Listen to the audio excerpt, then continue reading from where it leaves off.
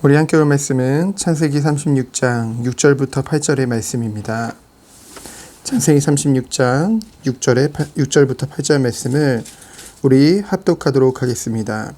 에서가 자기 아내들과 자기 자녀들과 자기 집의 모든 사람과 자기의 가축과 자기의 모든 짐승과 자기가 가나안 땅에서 모은 모든 재물을 이끌고 그의 동생 야곱을 떠나 다른 곳으로 갔으니 두 사람의 소유가 풍부하여 함께 거주할 수 없음이러라. 그들이 거주하는 땅이 그들의 가축으로 말미암아 그들을 용납할 수 없었더라. 이에 에서 곧 에돔이 세일산에 거주하니라. 아멘.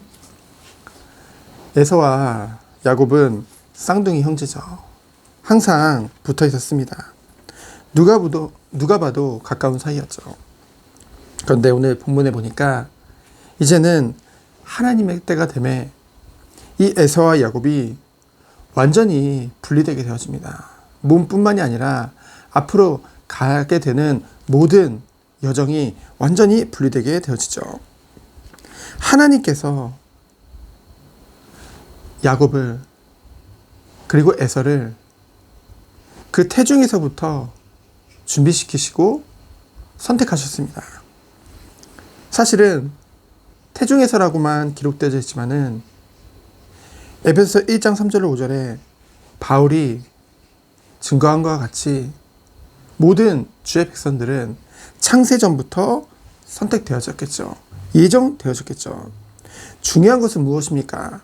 하나님의 구속의 그 역사 속에, 그 여정 속에 하나님의 택한 주의 자녀를 중심으로 모든 역사를 움직이시고 모든 것을 인도하시는 것을 보게 되어집니다. 물론 모든 것을 주관하시는 것은 하나님이시죠. 하나님의 뜻대로, 하나님의 섭리대로 인도하십니다. 오늘 함께 그들이 더 이상 가나안 땅에 머물 수 없는 이유에 대해서 기록되어져 있죠. 무엇입니까? 둘 다 목축업을 하는데요. 업이 같은데 그 가나안 땅에 그들이 너무나도 번성해서 더 이상 그 땅과 물과 초지가 많이 필요한데 둘이서는 그곳에 함께 머물 수 없는 거예요. 그만큼 하나님이 축복하신 거죠. 에서가 형으로서 가나안 땅을 양보하게 되어집니다. 그리고 세일산으로 이주하게 되어지죠. 인간적인 그런 우애도 있었겠지만은 결국은 이 모든 것이 하나님의 언약대로 예언대로 성취된 것을 우리는 볼 수 있습니다.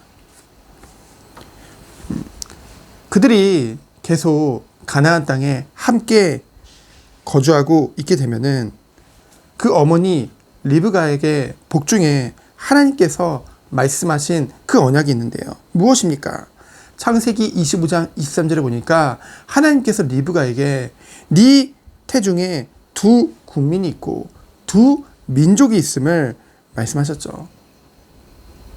이 말은 무엇입니까? 두 국민, 두 민족을 이루게 될 것을 말씀하신 거예요. 같은 땅에서 두 국민, 두 민족이 되어질 수 없죠. 그렇기 때문에 하나님의 시간표 가운데 에서를 움직이사 그 세이 땅으로 가게 되어진 것입니다. 왜요? 가나안 땅은 하나님께서 하나님의 언약 백성에게 주신 그 약속하신 땅이기 때문에. 그리고 창세기 27장 39절 40절에 보면은 이제 이삭이 야곱을 먼저 축복하고 그 다음 에서를 축복할 때 에서가 저에게 남은 축복이 이게 답니까? 더 주세요 라고 했을 때 그 이삭이 그 에서에게 어떤 축복을 줬나요? 축복이 아니죠. 사실은 내 주소가 기름짐에서 멀며 내 내리는 이슬에서 멀 것을 말하죠. 그 말은 뭡니까? 기름짐에서 멀고 그리고 이슬 곧 비도 내리지 않는다는 것은 결국은 매우 척박한 땅에 에서가 거주하게 될 것을 예언한 것이죠. 그러면서 뭐라고 합니까? 네가 칼을 믿고 생활할 것이다. 그리고 나중에 아우를 섬기게 될 것이다를 예언했죠. 이 척박한 땅은 바로 세이산입니다. 그리고 나중에 왕정시대가 열린 그 이스라엘이 결국은 그 에서의 후손인 그 에돔 족속을 완전히 정복하게 되어지죠. 그 모든 것의 시작으로 오늘 두 형제가 분리되게 되어진 것입니다. 그래서 오늘 본문 말씀을 통해서 우리는 무엇을 깨닫게 되어지나요? 하나님의 완전한 계획, 그 구속의 계획을 우리가 보게 되어집니다. 하나님의 구원의 계획은, 구원의 역사는 완전하다는 거죠. 왜요? 하나님 계획하셨기 때문에. 그런데요, 하나님께서 이 시대에 나를 택하시고 은혜로 구원해 주셨어요. 우리의 구원뿐만이 아니라 우리를 통해 하나님의 구속의 역사를 이루고 계신다는 거죠. 그렇기 때문에 우리의 작은 것 하나까지도 하나님의 완전하신 계획 속에 있음을 믿습니다. 우리는 그 하나님이 예비한 그 길 속에 있는 거예요. 믿는 자들뿐만이 아니라 믿지 않는 자들까지도 하나님의 완전하신 주권 아래 있습니다.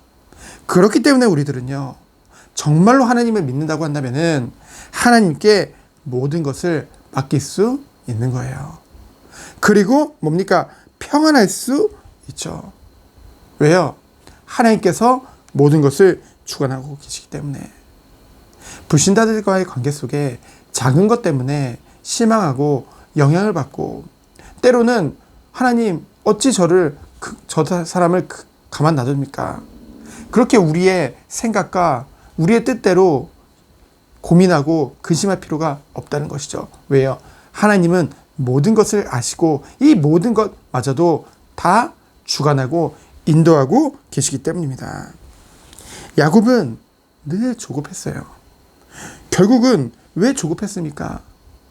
하나님의 언약을 알았지만은 그것을 정말로 이루시는, 완전하신 계획과 시간표 가운데 이루시는 그 하나님을 완전히 바라보는 그 믿음이 없었던 거예요. 우리들은요, 하나님께서 모든 것을 주관하고 계시기 때문에, 그것을 믿기 때문에 당장의 눈앞의 것에 흔들리고, 잘못되면, 지금 당장 뭔가 잘 되면 응답이고, 좀 잘못되면 뭔가 그것대로 내 생각대로 안 되면 시험 들고 불평하고, 그것이 아니라 우리들은요, 멀리 보고 넓게 보는 그 믿음이 있기를 축원드립니다.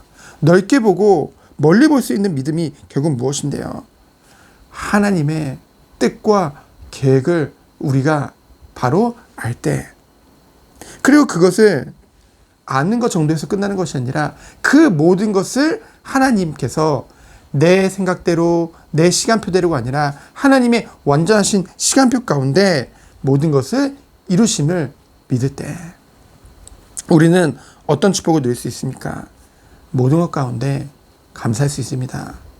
평안할 수 있습니다.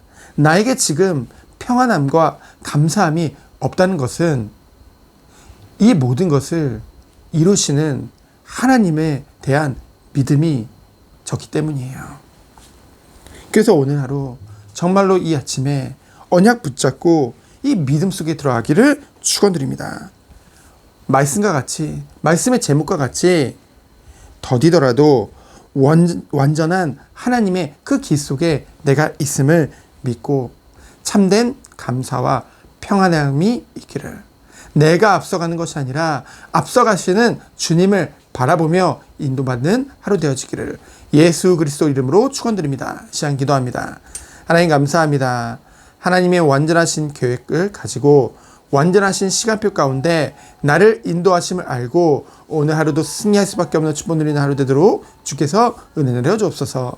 살아계신 예수 그리스도 이름으로 기도합니다. 아멘.